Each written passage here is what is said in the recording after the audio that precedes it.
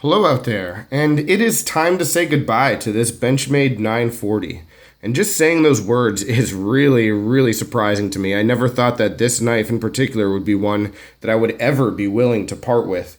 But here we are. I have just agreed to a trade with my buddy Minnesota Knife Guy. I will be sending him this 940 and receiving a different Benchmade in return. That being said, this is not the end of the 940 for my collection. I do have plans to get another type of 940 in the future. And when that day comes, and it might be sooner rather than later, I'll definitely have that on the channel. So we'll talk about that at that point. But this one, again, just really surprising that I'd be willing to get rid of it and move on from it. This is one that I have a really strong personal attachment to. It is one of my first few Benchmades that I ever owned, and it's the first one that is of like a higher type of end than, the first few that I had, which were my Mini Grip and my 530 and the Mini Presidio. So this is the first one that was like $150, $180, I think I paid for it, and first one from Benchmade that is with S30V blade steel too. So, just a lot that went into this knife being special to me.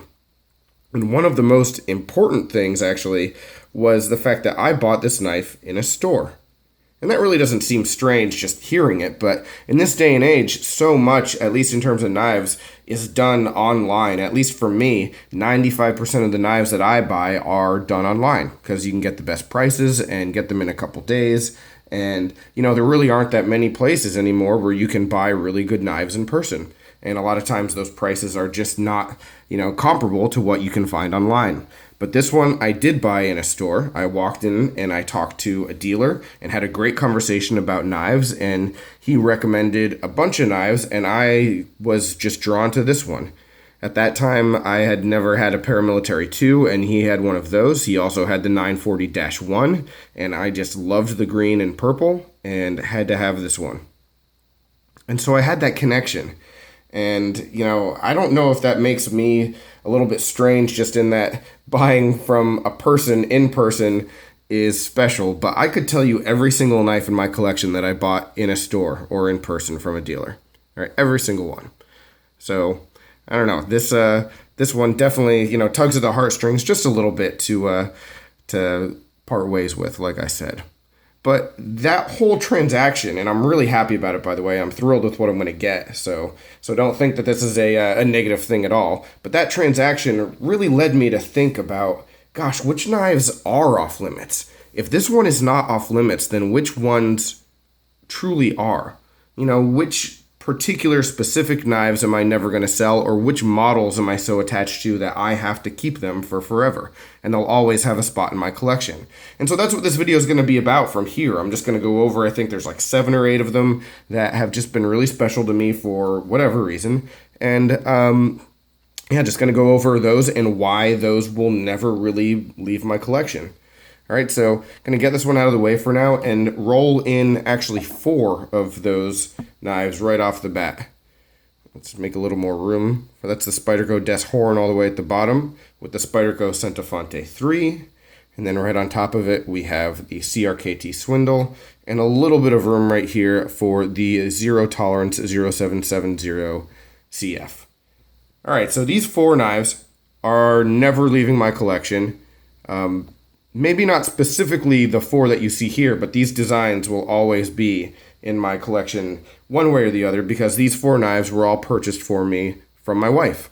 All gifts from my wife. And she has a really good knack for finding out what knives are on my list and picking one that's not at the top of it. All right, so every time I open a present from her that's a knife, I always think, oh, it's going to be this one that I really, really wanted. And then it's one that's like a few notches down on the list, and I end up loving it even more. And that's what happened with the Centofonte 3, definitely what happened with the Des Horn, and then the ZT was just a huge surprise that she got me that, huge surprise, and it was awesome. 2 of these knives, I gotta say, are not the actual ones that she bought for me. The Centophane 3 here, the original, I got confiscated at a Tampa Bay Lightning hockey game. It was actually 2 days before our wedding, and we had parked really far away from the arena, and I had it in my pocket and totally forgot until I got up to the metal detector, and the game was already starting, and it was just one of those decisions like, God, I'm going to lose this knife. And she was pissed. She was pissed because obviously this was a important gift that she got me. So I lost the knife, had to buy it again, but it's here. And, whether it's this one or another Centophane 3, I will always have it in my collection. And then with the Swindle, I actually had a warranty issue, and I had to send the first one in, and they weren't able to fix it, and they just sent me a new one. That said, the new one sort of has the same problem, and that's maybe a story for another day. But again, the Swindle will always be part of my collection. It's fully functional. It's just a little nitpicky thing that I had that wasn't able to get corrected. But anyway, those two knives are not the original. These two certainly are. And I'm not a fool. If someone were to come along and say, hey, I'll give you $300 for your Des Horn, like, great, you can have it, and I'll probably just buy another one and then spend the extra money on a gift for my wife. Everybody wins. So, I'm not unreasonable when it comes to that, but at least these four, the designs will always be in the collection. But some of the other ones that we're about to get into, I'm not as flexible, let's say.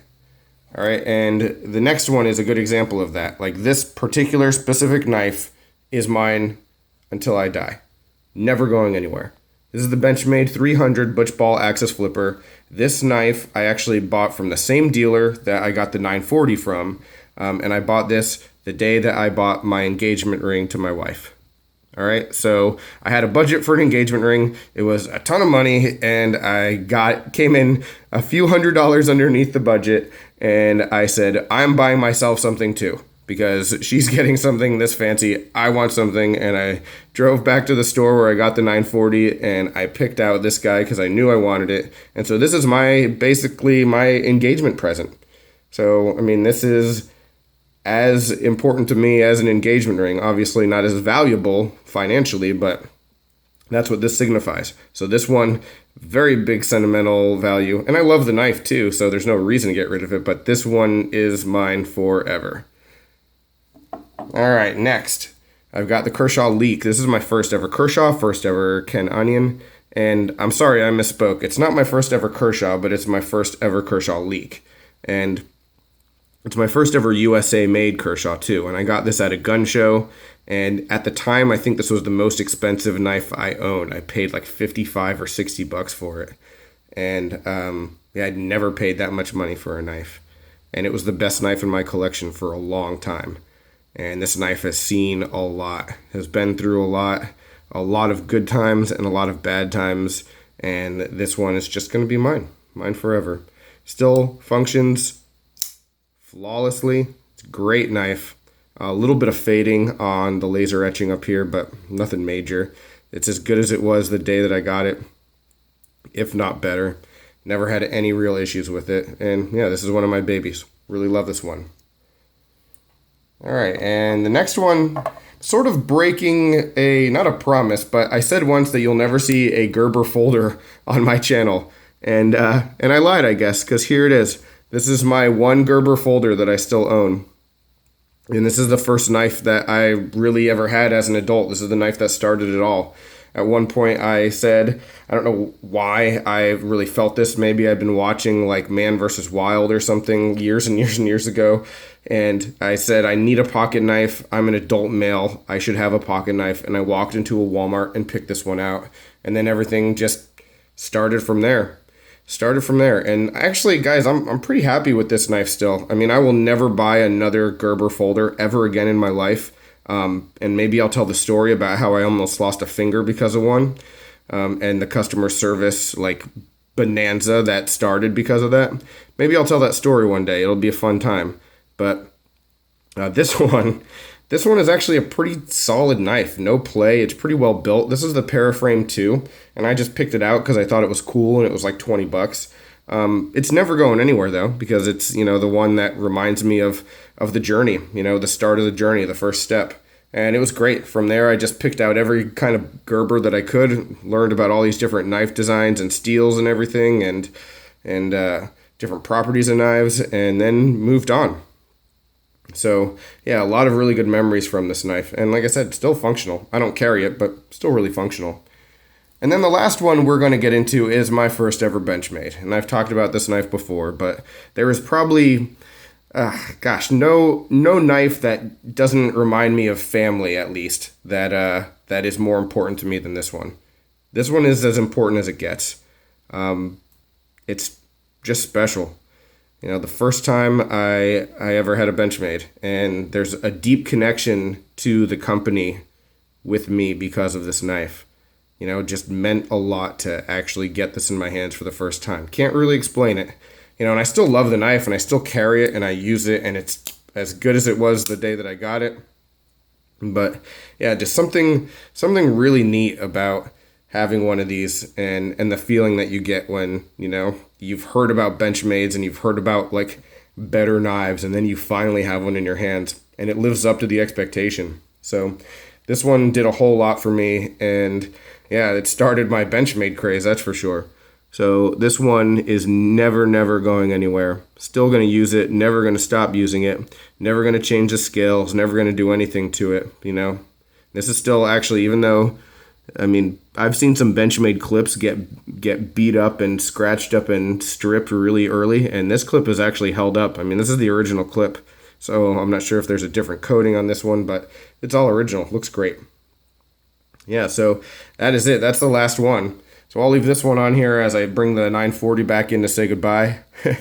So, like I said, there's a whole lot more in the future with Benchmades and Osborne designs, and even the 940 itself. So looking forward to all that. A whole lot of other new knives on the way too, guys. So I've got a lot of videos coming. Any questions, comments, complaints, suggestions, you know by now. Let me know in the feedback down below. I would really love to hear, actually. I would love to hear your untouchable knives. You know, which ones you'll never get rid of. If it's for like, hey, this is just too good a quality for me to part with, or I got a great deal on it, or, you know, sentimental stuff like a lot of the stuff that I was talking about. I would love to hear what your untouchables are. That'd be great.